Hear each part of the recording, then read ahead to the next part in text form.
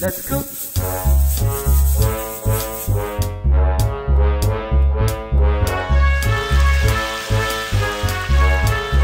Let's go!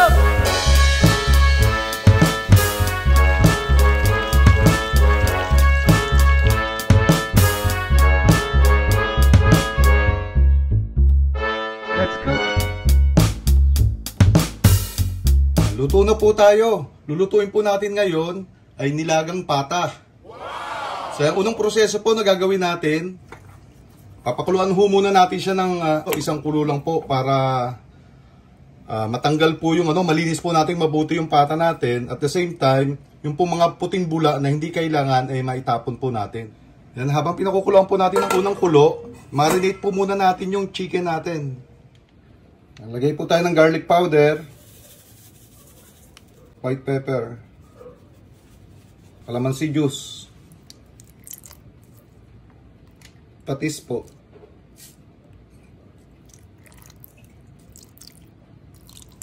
haluin lang po natin. Tapos marinate lang po natin to at least mga 2 hours po o 1 hour ang pinakamababa po. Yan po, kumulo na. Kaya kung mapapansin nyo, yung pong mga puting bula, yan po, mga itim na bula na yan, madumi po yan. Tapos at the same time, kung mayroon pong masamang lasa dito po sa pata natin, makakatulong pong matanggal po yun.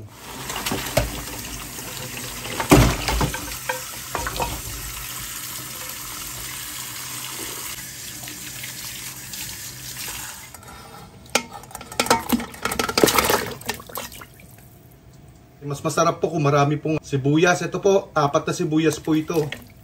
So maglagay lang po kayo ng tubig ng katamtaman, no? Yan po, okay na yan. So mas maraming sibuyas, mas masarap po. Tapos paminta, pamintang buo po.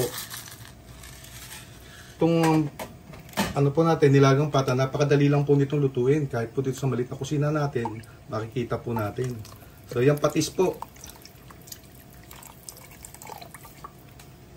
Mamaya po, magdadagdag na lang po tayo ng patis kapag kulang po siya. So sa pagkakataong ito, sa pressure cooker po natin lulutuin. So at least pagkalabas po ng pressure niya, mga 15 to 20 minutes po, pwede na natin patayin. Tapos pahinga lang po natin. Tapos susunod po natin yung mga gulay po natin. Yan po mga kawigel, saktong po, 20 minutes. So gagawin po natin, pasisingawin lang po natin ito. Tapos i-rest po natin ng another 30 minutes para lalo siyang lumambot po.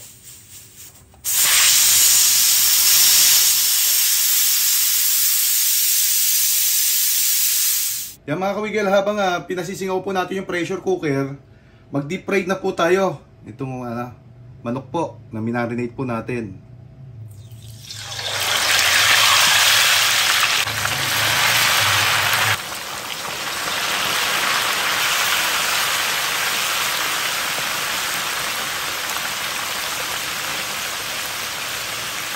Po, after po na 10 to 15 minutes po na deep frying po, yan, luto na po siya. So ahon na po natin to. Ganda oh.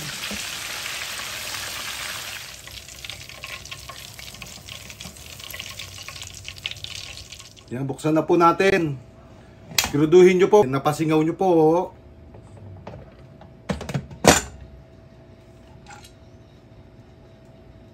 Check na rin po natin kung malambot na po siya. Ayan. Ayan, malambot na po. So, sunod na po natin yung mga gulay.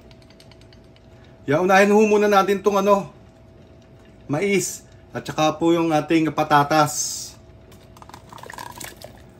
Yan, hintayin lang po natin lumambot yan. Maganda ho yung nagsasama kayo sa nilaga nitong mais. Kasi po yung natural na tamis niya, hahalo po yung sa sabaw. Time to time, tigim lang po para maging sakto po yung lasa. Tapos, maglalagay na rin po ako konting-konting asukal lang po. Pampa-enhance na po rin ang lasa yan.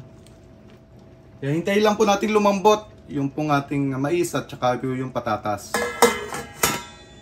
Kaya mga kawigil, check na po natin yung yung patatas kung malambot na. Ayan, malambot na po. Sunod na po natin yung mga madaling malutong gulay po. Tsaka tandaan nyo po, kapag nakukulangan po kayo sa natatabangan po kayo, Dagdag lang po kayo ng patis at saka ng asukal po. Hanggang sa maging tama na po yung lasa. Ilagay na po natin itong ating gulay. Pechay po. Tapos yung ating repolyo. Pwede naman ho mauna yung pechay kasi mas matagal hong maluto yung pechay. Pero sa pagkakatong ito, mainit naman ho, magkakasabay na po yan. Yan. Pero kung gusto po nyo talagang mas masarap, pwede po kayo maglagay ng bechin. Optional po yun, para po kung gusto nyo mas malasa po yung inyong nilaga. Yan mga kawigel, ito na po. Magawa lang po tayo ng patis, kalamansi at maraming sili sa sausawan. Napakasarap po niyan. Mukbang na po tayo. Hello mga kawigel! So, nakaluto na po tayo. At siyempre, nandito po yung sausawan natin. Kalamansi, patis, at may sili. Tapos yung sobrang init na sabaw po natin, nandito po sa likod. Ngayon po, bago po tayo magsimula po magsala-sala, pray po muna tayo. Maraming salamat po sa pagkain pinag-load niyo po ngayong araw na ito. At maraming salamat po sa mga viewers po namin na patuloy po sumasala po sa amin sa isang pagkainan. Mga po ay lagi po kami makain sa araw at mag-initas po sa araw. Maraming salamat po, Ama. Ito po salamat palangin ko sa inyong butong anak, Yeso Cristo, na aming tapagligtas. Amen. So yun, hugas na po tayo ng kamay. Mukbang na po tayo.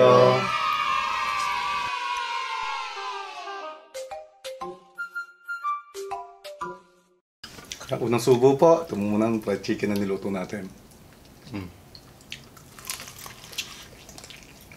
Wow. Ang juicy po. Tangan po. Kain po tayo.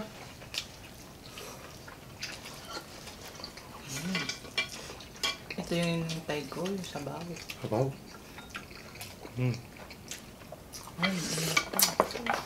Wow. Sa sabaw po, nalalasahan niyo yung karne po ng pata. Kaya mas maganda po kung gagawa, kung magluluto po talaga, yung konti lang po yung sabaw, tamang-tama lang po.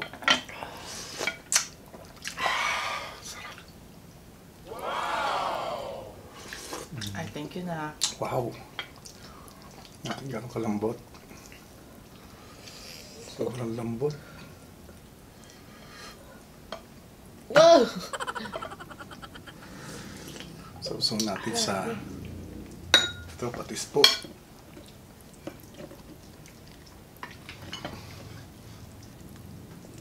Oh. Ayun.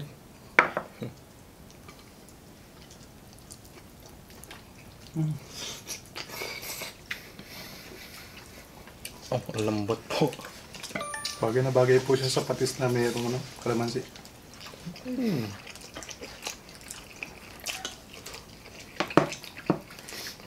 Parang nagme-melt na po sa bibig na sa lambot. Oo.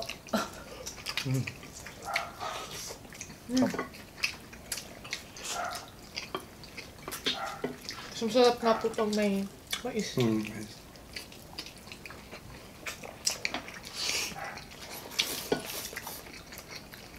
Uy. Kung hindi naman available yung kasi ang ginawa natin dyan, di ba yung yung sa pagluluto, yung Pressure cooker. pressure cooker. Kung hindi po available lang pressure cooker, at least po 1.5 hour po ang lutuan. Para sigurado po malambot po yung yung pata.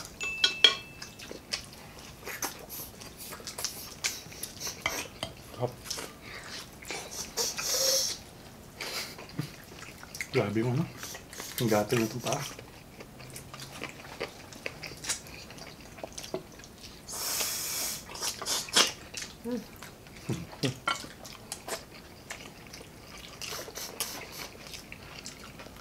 Gulay po.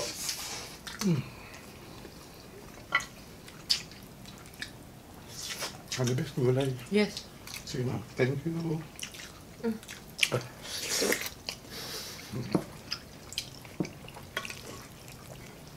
Siya, no? Ah, thank you po.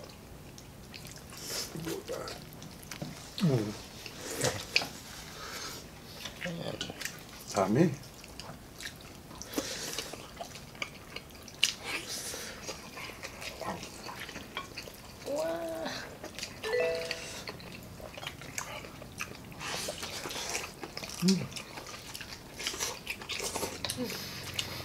Tama-tama yung luto po ng gulay. Medyo crunchy pa ng konti.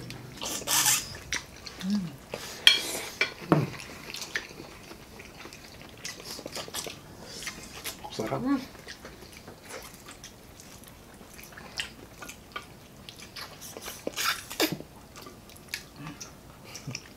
Sobrang lambot.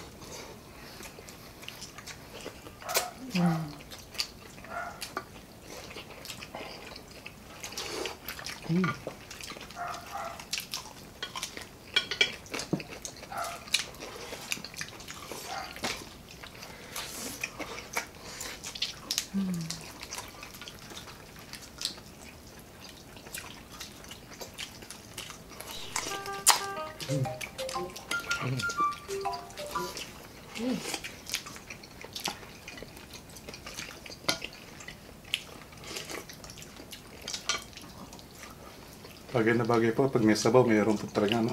Fried. Prito. Itong fried chicken po natin juicy. Kasi po, ang dami po mantika nito eh. Deep fried po. Ang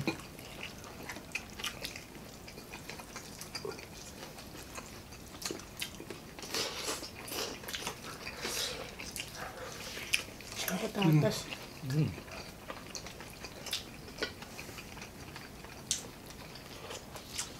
Isang oras lang halos natin nung minarinate ito, pero pasok na pasok po sa loob yung sa yung lasa sa laman po.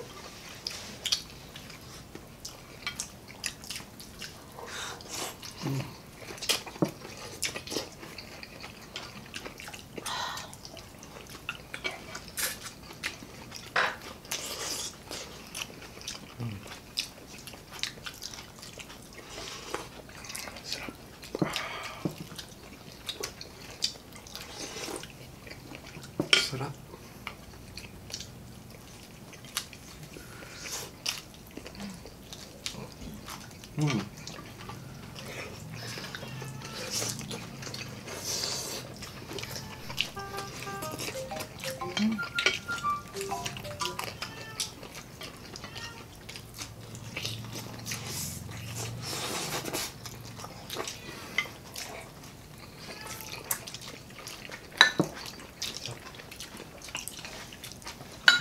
Mapapahigop ka talaga ng sa laman.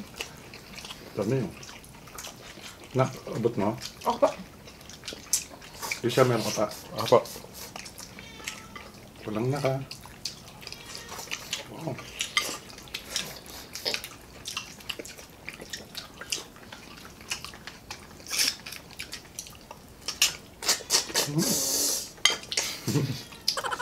Bulalo. May mga ano sa loob. Sarap po ng combination. May sabaw tayo at may prito.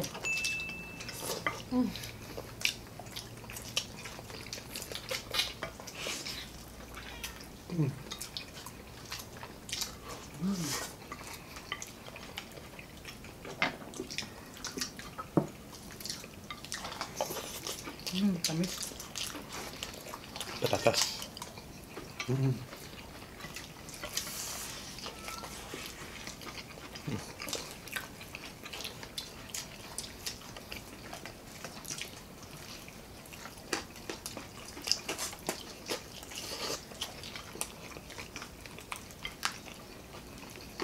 Sarap.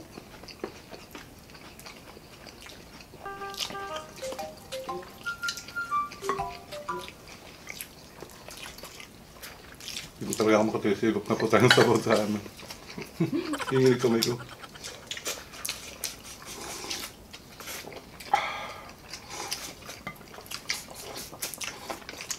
Ang gulay. Sarap.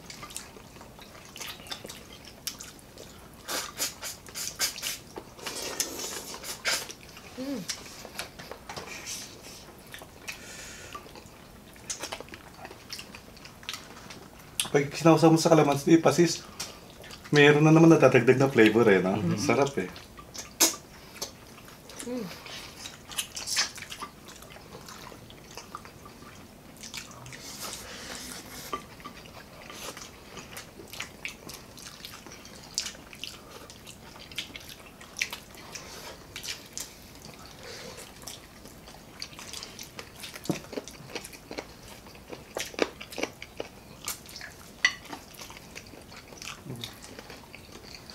Subot.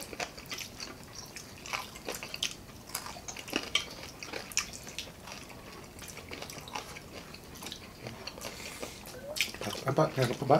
Bata pa kayo. Hindi ko kita eh. Meron pa? Bakuha na rin sa'yo. Okay na po. Ha? Ayaw mo na? Opo. Okay na. Ikaw, Richard. Wala po. Okay na na? Sigurado. Sige. Ayan. Oh, meron pa? Wala na. Ano? Wala na Hindi po. ko nakikita eh. Wala na pa eh.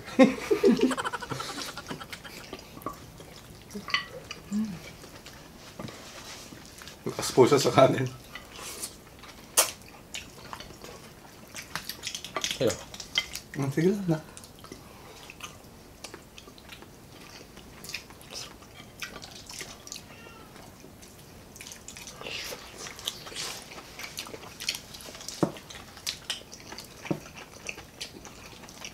Tamis na ano? Mais. May.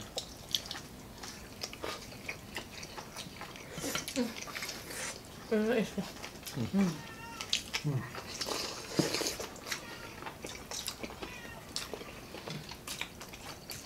Ang simot.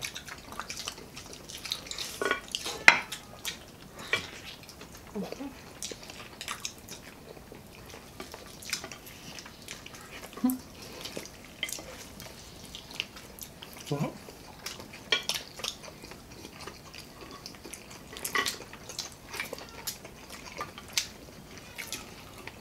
May shoutout ka ba ni Bes? Po. Ay, wala. Ay, naku, pasensya na po, hindi yun naasikaso na ni Bes. Kasi kung may how to cook nga ho, tapos sobrang haba ng video po natin. Pero kay Junior, ano? Kay Ruben Kay Ruben. Jr. Correct. Para shoutout siya, nakita ko sa message niya.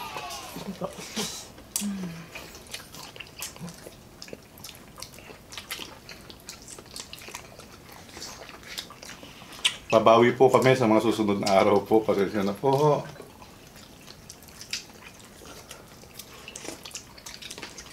Sarap. Sarap. Ayan, sarap. Simot, sarap. Yan po, sobrang haba ho talaga ng video natin. Pasensya na kayo kung di pa kayo tapos kumain.